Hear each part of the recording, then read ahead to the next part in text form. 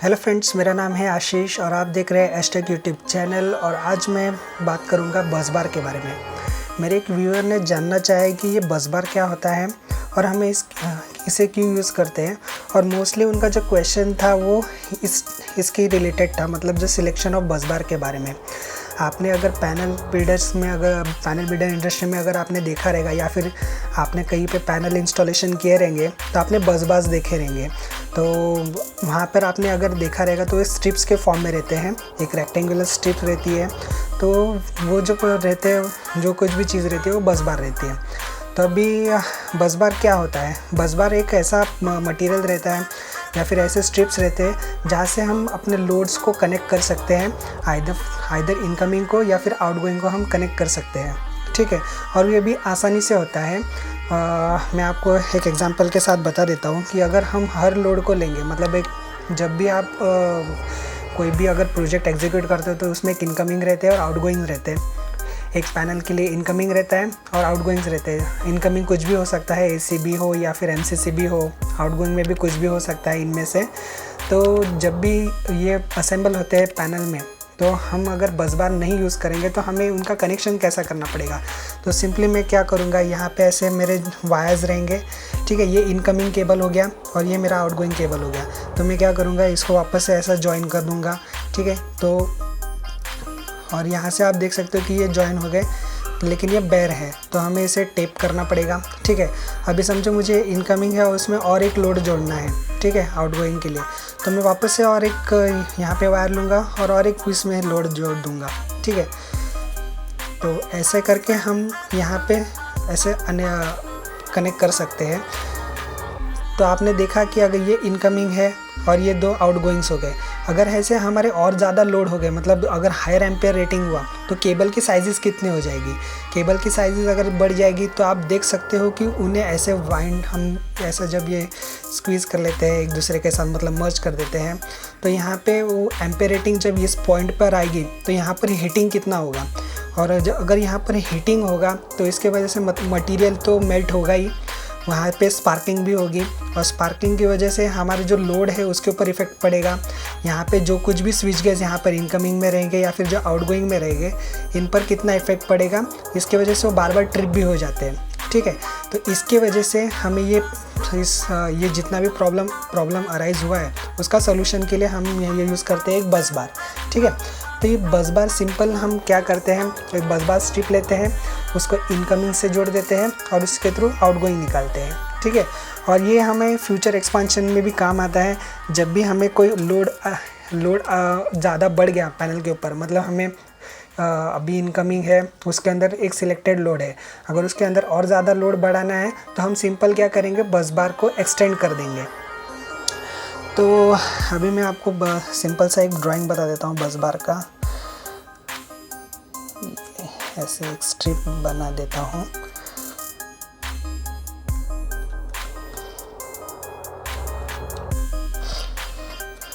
और ठीक है,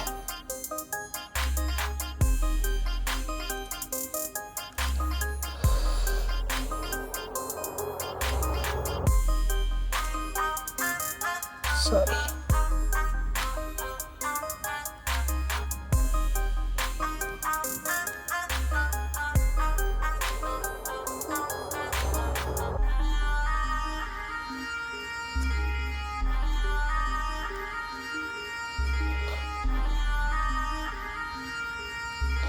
तो ऐसे रहते हैं आपके बस बार। यहाँ पर ये जो रहती है वो हमेशा थिकनेस रहती है, या फिर आप इसे डेप्थ भी बोल सकते हो। और यहाँ पर जो रहता है इसे कहते हैं हाइट।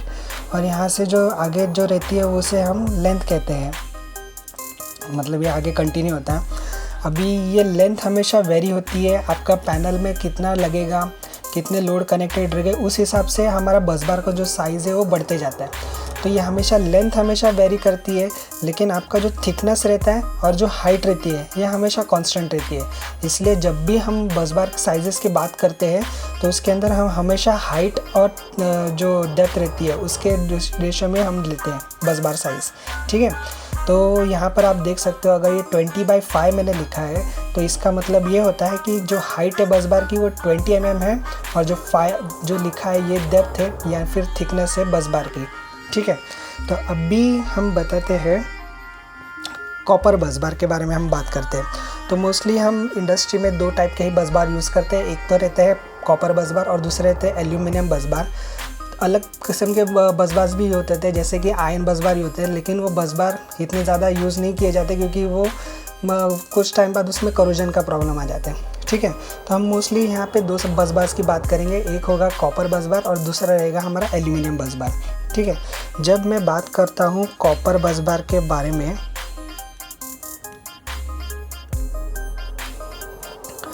तो ये हमेशा स्टैंडर्ड 3 करंट डेंसिटीज़ में आता है। एक तो आता है 1.25 एम्प्स, दूसरा आता है 1.4 एम्प्स और तीसरा आता है 1.6 एम्प्स। तो आपने मोस्टली अगर बस बार यूज़ किए रहेंगे तो ये कॉपर बस बार अगर आपने सिलेक्शन किया है तो उसके अंदर ये 3 करंट डेंसिटीज़ हमारी स्टैंडर्ड रहती है, 1.25, 1.4 एम्प्स और 1.6 एम्प्स। ओके, तो जब ये 1.4 हम क्या करते हैं कि ये बस बार जितने भी मैंने करंट डेंसिटी के हिसाब से बताए वो हमेशा वेरी करते हैं प्राइजेस के हिसाब से वेरी करते हैं। ठीक है, तो मोस्टली स्टैंडर्ड हम 1.25 एम्प्स लेते हैं, कुछ जगह 1.4 एम्प्स भी लेते हैं, कुछ जगह 1.6 एम्प्स भी लेते हैं। ओके, वेरेज हम एल्यूमिनियम बस बार की अगर बात करें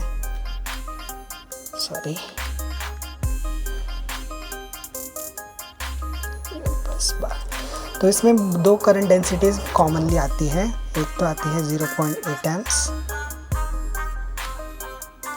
और दूसरी आती है 1 एम्प्स पर स्क्वायर एम। ठीक है, तो अभी आप देख सकते हो कि ये हमारी है जो एम्पेयर रेटिंग है और ये है हमारे एरिया है। ठीक है, तो यहाँ पर स्क्वायर mm में 1 एम्पेयर का करंट अलाउ कर सकता है ये बस बार। अभी हम अगर देखा जाए तो बस बार के केस में हमेशा मास डेंसिटी का भी यूज़ होता है।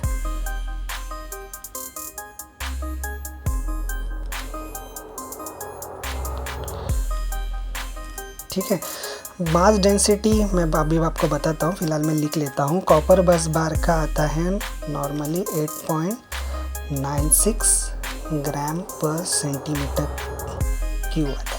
ओके, सॉरी, एंड एल्यूमिनियम का 2.74 ग्राम्स पर सेंटीमीटर क्यूब।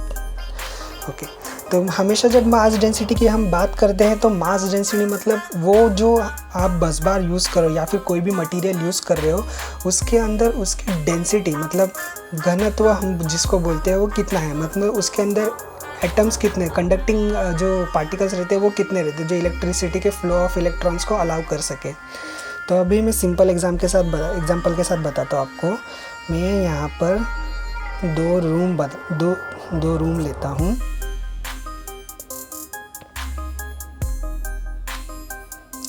ओके, और मान लीजिए यहाँ पर बहुत सारे लोग हैं, ये 2 जो रूम बताए ये टॉप व्यू है और इसमें बहुत सारे लोग मैंने भर दिए। यहाँ पे इतने सारे लोग जमा हो गए एक दूसरे से।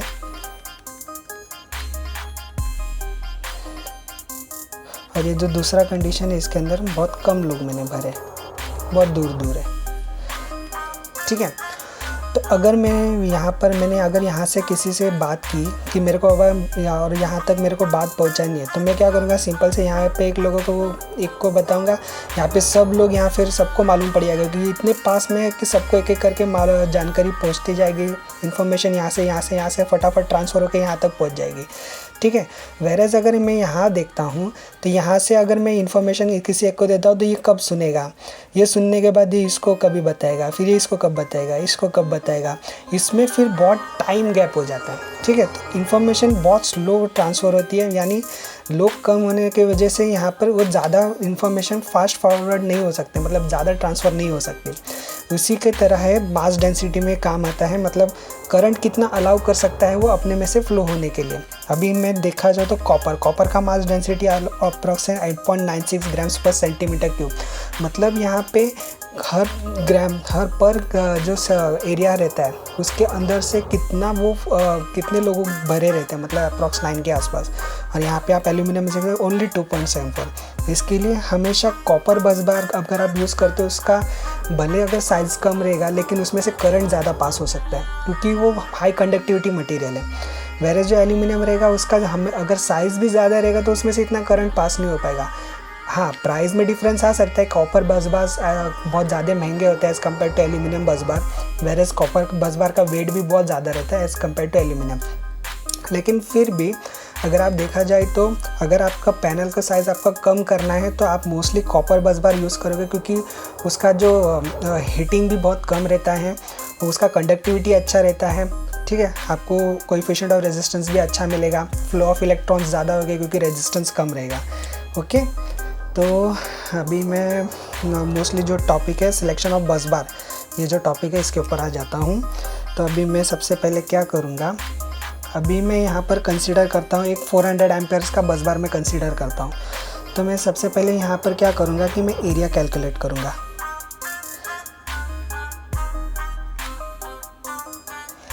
ठीक है, कॉपर बस बार का mostly area,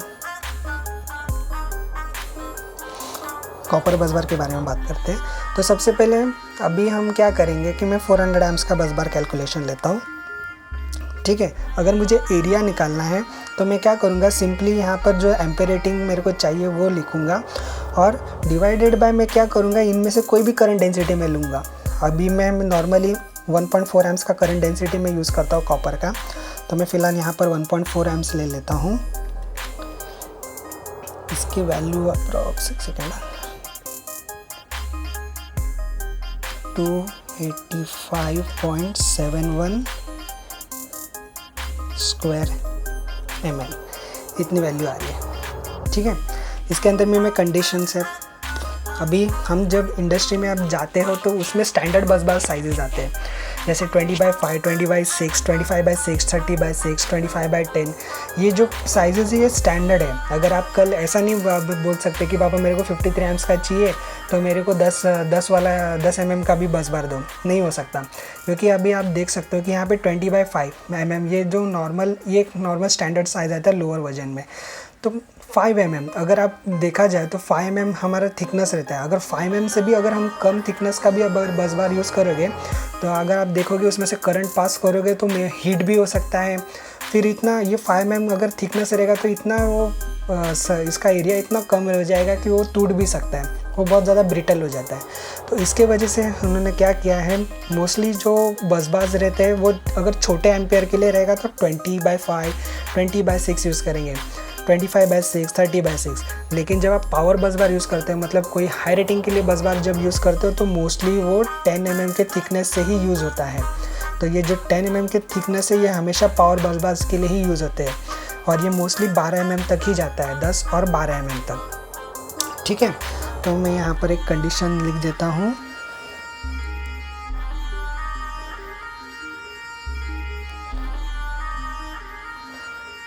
For copper bus bar 250 amps and above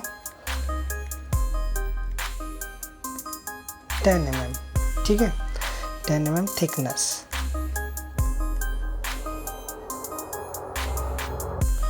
lower 5 और 6। ये स्टेटमेंट का मतलब ये है कि जब भी हम कॉपर बस बार यूज़ करते हैं तो अगर 250 एम्पेयर या उससे ज़्यादा होता है तो हम 10 mm थिकनेस का बस बार यूज़ कर सकते हैं। अगर हमारे जो बस बार हैं 250 एम्प्स एंड लोअर रहेगा तो हम 5 और 6 mm के थिकनेस के यूज़ कर सकते हैं। जैसे कि मैंने पहले बताया, क्योंकि 5 अगर कॉपर बस बार की बात करूँ उसकी मास डेंसिटी बहुत ज़्यादा है, यानी वो बहुत ज़्यादा डेंस है, तो उसका टूटने का चांस थोड़ा कम रहता है क्योंकि इसमें हीटिंग भी कम होती है। तो हम इसके थोड़े पतले स्ट्रिप्स भी यूज़ कर सकते हैं, तो हम 5 और 6 mm तक मैक्सिमम यूज़ कर सकते हैं इसको। ठीक है, और अगर मैं एल्यूमिनियम की बात करूं, फॉर एल्यूमिनियम बस बार 160 amps and above 10 mm thickness. Lower 5 और 6। फ्रेंड्स, एक और बात है कि जब भी हम ये 5 और 6 mm के जो बस बार यूज़ करते हैं वो मोस्टली न्यूट्रल और जो ये हमारे अर्थ बस बार है उसके लिए हमेशा यूज़ होते हैं। तो हमेशा न्यूट्रल और बस बार के लिए ही डिज़ाइन होता है। लेकिन अगर आपका एम्पेयर रेटिंग पैनल में बहुत कम हो तो आप ज़्यादा बस बार को भी यूज़ नहीं कर सकते, इसलिए हमेशा वो स्टैंडर्ड 20/6 ऐसा बस बार रेटिंग आप बस बार के साइज़ आप सिलेक्शन कर सकते हो। ओके, तो अभी मैं क्या करता हूँ,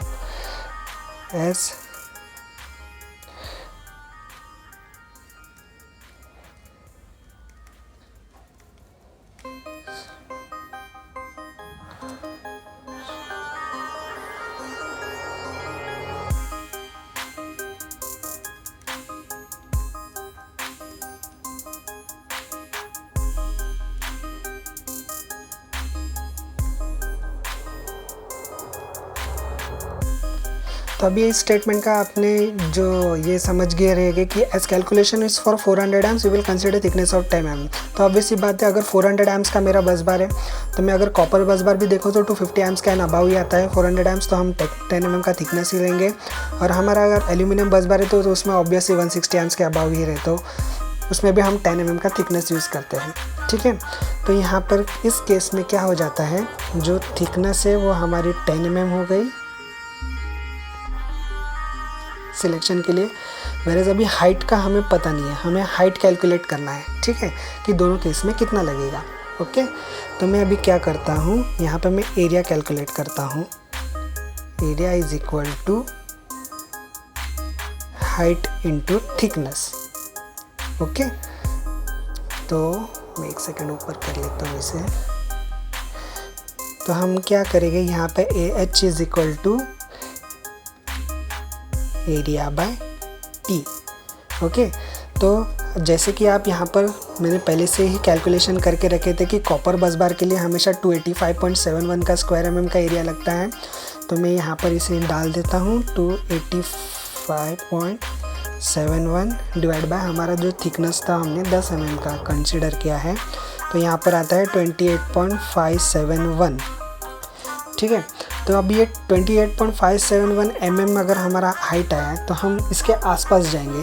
तो अभी मैं चार्ट में देखता हूँ कि यहाँ पे 20 तो नहीं आएगा क्योंकि 28.5 है, 25 भी नहीं आएगा, फिर 30। तो हम क्या करेंगे, इस 30 mm के साइज़ को हम सिलेक्ट करेंगे। तो हमारा क्या होगा कि 400 एम्स के अगर हमारा कॉपर बस बार है तो हमारा एक स्ट्रिप लगेगा। मैं आपको इसके बारे में बताऊँ, 1 स्ट्रिप, 2 स्ट्रिप और 3 स्ट्रिप्स में क्या फ़र्क रहता है। तो हमारा जो हाइट आया था इसमें हमारे 30 हुए और जो हमारा थिकनेस था वो हमारा 10 mm हुआ। ओके, तो अभी आपको ये बात क्लियर हो गई रहेगी। अभी मैं बात करता हूँ एल्यूमिनियम की। तो यहाँ पे लिख लेता हूँ फॉर एल्यूमिनियम। तो सेम है, एल्यूमिनियम बस बार के लिए भी हम एरिया निकालेंगे। तो अभी जब भी आप एल्यूमिनियम की बात करते हो तो उसमें नॉर्मली 0.8 एम्स की करंट डेंसिटी हमेशा कांस्टेंट रहती है। ठीक है, एक ग्लिच आ गया था, सॉरी फ्रेंड्स। तो कंटिन्यू करते हैं। तो हम कैलकुलेशन कर रहे थे एल्यूमिनियम बस बार के लिए। तो एल्यूमिनियम बस बार का जैसे मैंने कहा था कि 400 एम्स के लिए हम कैलकुलेशन कर रहे हैं और हमारा जो स्टैंडर्ड बस बार करंट डेंसिटी आती है एल्यूमिनियम के लिए वो 0.8 एम्स लेते हैं। आप 1 एम्स भी ले सकते हो, लेकिन 0.8 एम्स हमेशा एक स्टैंडर्ड रहता है। तो 400/0.8 अगर हम करेंगे तो इसमें आता है 500 स्क्वायर mm का एरिया हमारा लग गया इसके अंदर। ओके, तो हमारा सेम फार्मूला हम यहाँ यूज़ करते हैं कि हम यहाँ पर थिकनेस 10 mm ही रहेंगे क्योंकि मैंने यहाँ पे कंडीशन आपको पहले ही बता दी है। ठीक है, सिर्फ हमारा जो हाइट है वो अननोन है। तो मैं क्या करूँगा, h is equal to area by t. तो हमारा एरिया है 500 और जो हम थिकनेस हमने लिया है 10 mm का, तो यहाँ पर आता है 50, सॉरी ये हाइट है तो 50 mm का, ठीक है। तो अगर हम 50 mm देखें तो 50 mm हमारा स्टैंडर्ड अवेलेबल है। तो मैं क्या करूँगा, सिंपल 400 amps एल्यूमिनियम बस बार के लिए 1 स्ट्रिप यूज़ होगी और 50/10 mm।